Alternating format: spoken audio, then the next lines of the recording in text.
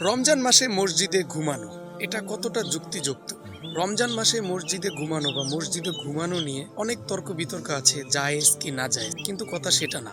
আমাদের বাংলাদেশের টিপিক্যাল মুসলিমরা, মানে মুসলিম ভাইয়েরা, আমি প্রায় লক্ষ্য করি যে রমজান মাসে পাশে একজন নামাজ পড়তেছে, সেই নামাজের পাশেই একজন পশ্চিম দিকে মাথা দিয়ে পূর্ব দিকে পা দিয়ে জায়গায় শুয়ে আছে। একটা কথা হচ্ছে, নামাজ পড়া মানে হচ্ছে সরাসরি আল্লাহর সাথে কানেক্ট করা বা আল্লাহর সাথে যোগাযোগ স্থাপন, এমনটাই আমরা মনে করি। তো মসজিদে যদি দেখা যায় একজন ব্যক্তি নামাজ পড়ছে, তার পাশেই যদি একজন চেগায়া এমন হেয়ালিপনা করে ঘুমায় থাকে, ব্যাপারটা কিন্তু জায়েজ আর না জায়েজের ব্যাপার না, ব্যাপারটা কিন্তু একটা অসম্মানজনক। কারণ একজন ব্যক্তি নামাজ পড়ছে, সেজদা দিচ্ছে, সেই পাশে আপনি এরকম ভাবে ঘুমায় আছেন। তো রমজান মাসে রোজা রেখে কেউ যদি ক্লান্ত হয়, মনে করে যে মসজিদে ঘুমালে আমার ভালো, এটা আল্লাহর ঘর, ব্যাপারটা কিন্তু খুবই অদ্ভুত। আমি জানি না আমাদের বাংলাদেশের মুসলিম ভাইদের কি সেন্টিমেন্ট। ম্যাক্সিমাম সময় দেখা যাচ্ছে ইয়াং মধ্যবয়সী যুবক ভাইরা এই কাজটা করে।